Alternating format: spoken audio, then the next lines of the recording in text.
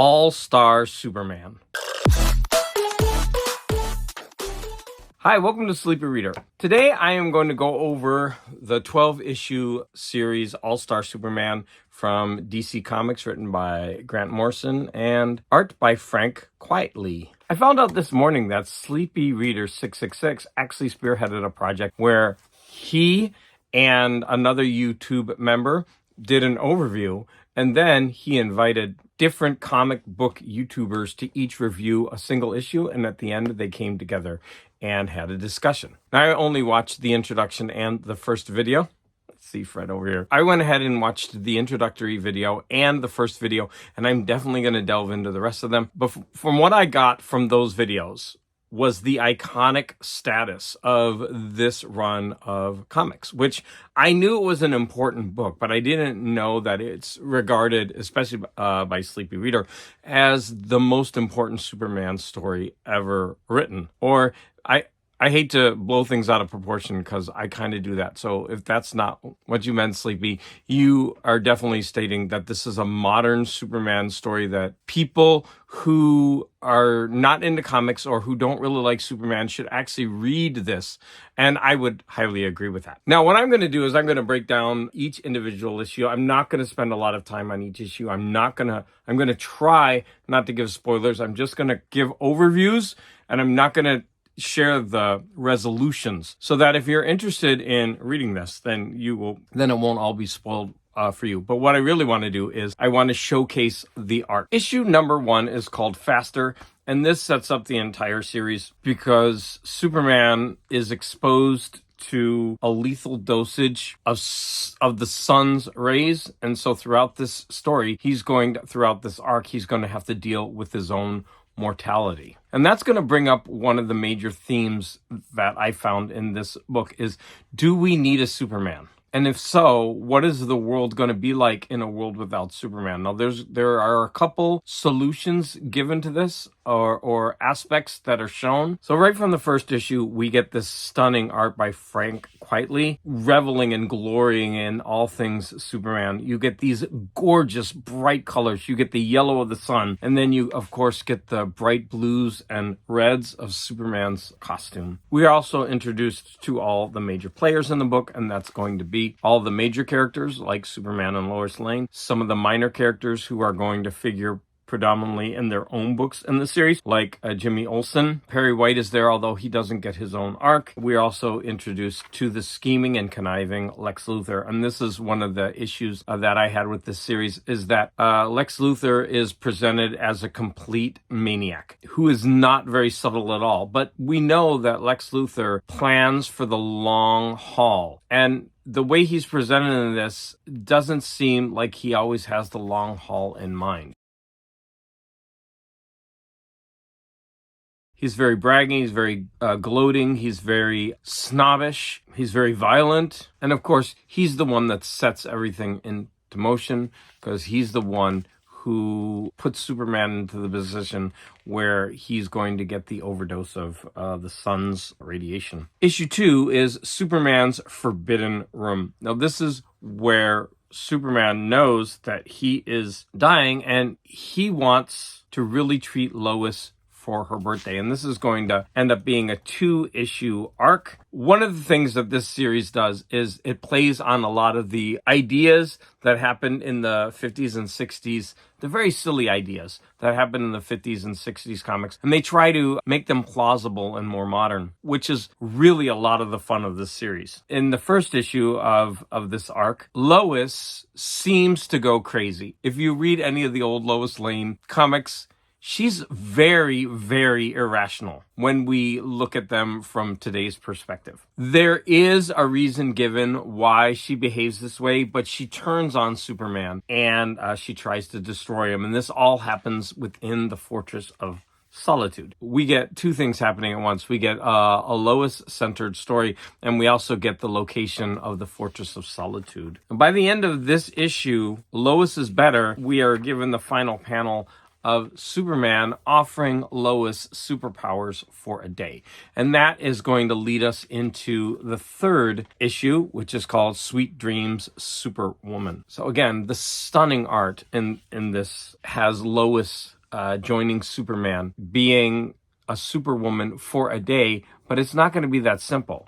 And this is where we're going to have this idea of the labors of Hercules introduced. So Lois and Superman are going to encounter beings that have powers beyond them, and there are only two, but they're going to encounter two super beings who propose a contest for Lois's affections. And this brings up some feminist issues in Lois, and it also introduces us to a god-like being. In this instance, Superman has to use his intelligence to overcome Brawn. And that is another one of the themes of this arc, the importance of science and intelligence. Issue 4 is called The Superman Jimmy Olsen War, and this is where we get a Jimmy Olsen-centered issue. In many of the old Jimmy Olsen comics, he would transform into some kind of creature that would have to fight Superman or give Superman a run for his money, because just a plain human Jimmy Olsen can't compare to a Superman. In this issue, we have, a lot of hearkening back to a lot of the antics that Jimmy Olsen got up to. In fact, my favorite one is where they show Jimmy Olsen in drag. Love it. We were also introduced to a character that I didn't know about. His name is Quimtim, I believe. This character is the direct opposite of Lex Luthor. So where Lex Luthor is an evil genius, this Quintin is a scientist who works for the good of humankind. In this issue, Quintin is going to go into an under universe. And this is going to be important because Superman is going to journey there, and that's going to be part of the hero's journey. Because in all classical mythology, heroes always had to go to the underworld as part of their hero's journey. So back to Jimmy. Jimmy has to fight Superman for a reason that I won't disclose. And he is transformed into a very doomsday-like character. There's nothing better. I find so much fun in seeing Superman get beat up. I don't know why. It's a lot of fun. And in these issues, he's very vulnerable, so he's bleeding a lot. And you're going to see Jimmy Olsen face plant Superman. I love that. I don't know if that shows a sadistic streak in me. Issue 5, The Gospel According to Lex Luthor. And this is an interesting issue because Lex Luthor is in jail of his own accord. Clark Kent goes to the jail to interview Lex Luthor. And of course, hijinks ensue. But this is an issue that I think doesn't even have Superman in it. It's all Lex Luthor and Clark Kent. And this is one of the things that I don't get, because Lex Luthor is so smart, but he never figures out that Clark Kent is Superman. I don't get it. But here's where you really can see how the writers and the artists, they try to show how Clark Kent can be Superman and nobody finds out. They change his posture. They change his shape. And in fact, at the end of the book, they talked about how they wanted to make Clark seem like he was this farm boy who feels out of place in his own body because he's this Kansas farm boy who is dropped into the middle of a big city, and he's just uncomfortable in his surroundings and his body.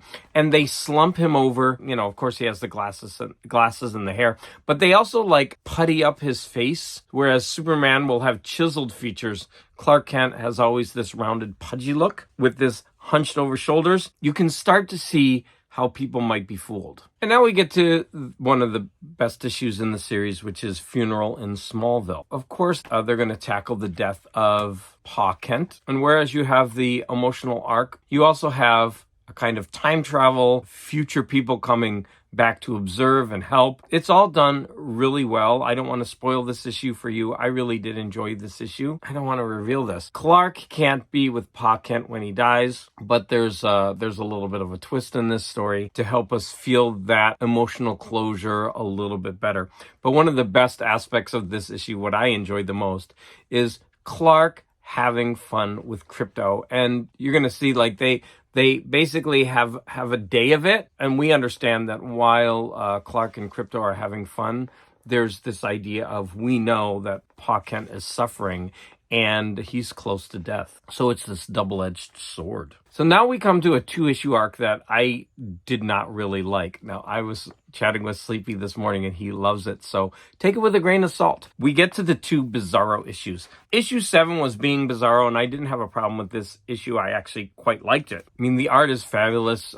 Superman is traveling in the underworld, I believe, and then he gets trapped on the Bizarro planet. Meanwhile, there are Bizarro figures in real time in our reality, and they are taking over people. Now, one element that I saw in this was an issue of fat shaming. Now, of course, there's two things that I saw in this that Grant Morrison is doing. And one, I saw fat shaming. Now, you could argue he's not doing it, but I see it. There is a panel where a woman is reveling in her obesity and talking about how she got one over on the priest and how she's going to keep eating to her delight. And so she's reveling in this idea of hedonism. And Grant Morrison immediately kills her.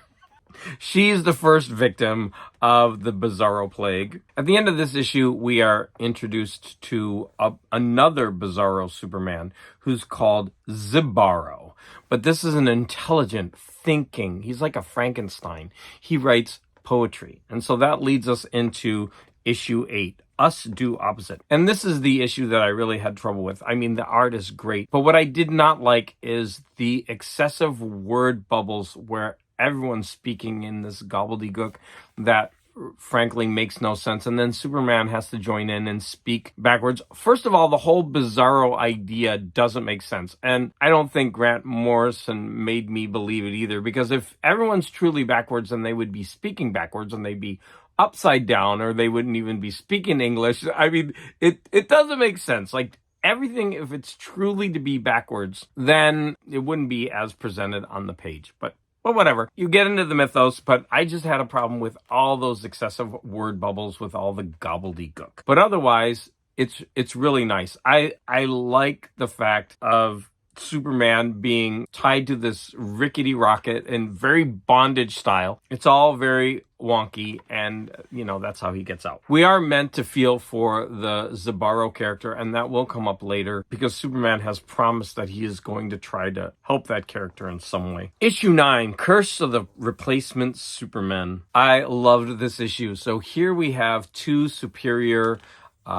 people. They are Kryptonian astronauts who find their way to Earth. They weren't on Krypton when Krypton was exploding, and so they get to Earth, and there's 2 of them, and of course they are just as powerful as Superman, but of course they don't have Superman's values, and they are huge snobs, and that is what is the best part of this.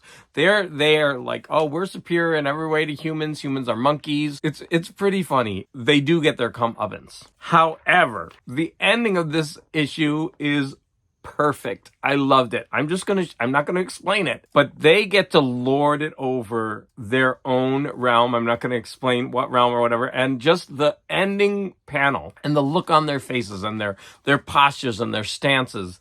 The art is brilliant, and this was one of the best moments of the series for me. Issue 10 is called Never Ending, and this is where we're really starting to struggle with Superman's mortality and his upcoming demise. So we see a lot of his humanitarian acts in this issue, and he's also trying to prepare for a world without a Superman. And again, this is one of the major themes. He creates his own galaxy. It's very much like this Twilight Zone episode. I loved that episode where scientists accidentally create this Earth inside of there might have even been a Star Trek episode like this, inside a lab, and it's speeding through history. And so they get to watch history unfold, and they're waiting to see how the people on the miniature planet deal with the future and what happens to the Earth. So Superman creates this alternate reality. We get to see how human civilization develops. What's really interesting is there's not a lot of mention of religion in these issues, except for an instance coming up in the next issue, which I'm going to talk about. I think Grant Morrison likes to remove religion from the equation because one of the major themes is the idea of thought, science, intelligence, and philosophy. These are the things that are going to propel the human race forward. And in fact, I think, I could be wrong, but the last panel, we're left with a scientist thinking about the Superman concept. And so I guess the resolution to this whole experiment that Superman creates is that it's intelligence and science and philosophy that is the ultimate way that we're going to proceed in a world without a Superman. And in fact, the last panel of the entire series is going to harken back to that. I'll get to that at the end. I do want to point out that one of the last panels in this issue shows someone on the small, the created Earth, drawing a picture of a Superman. And they show them in an office building, which is, I guess, supposed to represent the offices of DC. But I'm from Cleveland, and I know that Superman was created in someone's garage, and I've actually been there. And I know that the company DC won't recognize that, and they won't give them any funding, and they're not even allowed to have a plaque of the real Superman logo. And when you visit the house, they have a little box asking for donations, and all there is a plaque with a logo of Superman that is not the original, and it says, hey, this is where Superman was created. And I think that's really sad. And so for them to show, Grant Morrison to show, and the artist to show that Superman is being first created in this office building, I kind of rankled at that. Sorry, that's a minor quibble. Okay, we're getting near the end. We have 2 issues left. We have issue 11, which is called Red Sun Day. Here we have Luthor escaping being put to death by something that happened earlier, and he's able to become a Superman like Lois did. I'm not going to explain how. But what is funny is the priest is there at his execution, and Luthor states, now can someone tell the Padre to get out of my olfactory range? He stinks of the irrational. And then the next page, he lasers everybody, burns them all alive. So he's like a stone cold killer. And he kills the priest. And what they show is a Bible bouncing away that's on fire. And I think this is the other instance where Grant Morrison's politics are coming through. He's very anti-religion. I would assume, based on what I've seen in this comic. The leaving out of religion, which I'm totally fine with, and then that scene in the electrocution chamber and the results. So in this issue, we're going to have Superman taxing the limits of his power and using up all his strength until finally, at the end, he is almost dead, and this is where the Super Luthor appears. Episode 12, Superman in Excelsius. We're going to see, of course, Superman overcoming all the odds in order to defeat Luthor. I mean, he's almost drained of power. Luthor is this super powerful, super intelligent being, but Superman is going to overcome because of his morality and Luthor's lack of. So the whole arc ends with the death of Superman. However, it's open-ended. I'm not going to tell you what he does, but you'll see an image on the screen of Superman. This is what Lois is hoping or thinking. So we're not sure that Superman is actually alive. He decided to end his life in a way to self-sacrifice in order to save humanity, of course, but we're not quite sure if he's dead. But what remains behind is a scientist with a super project.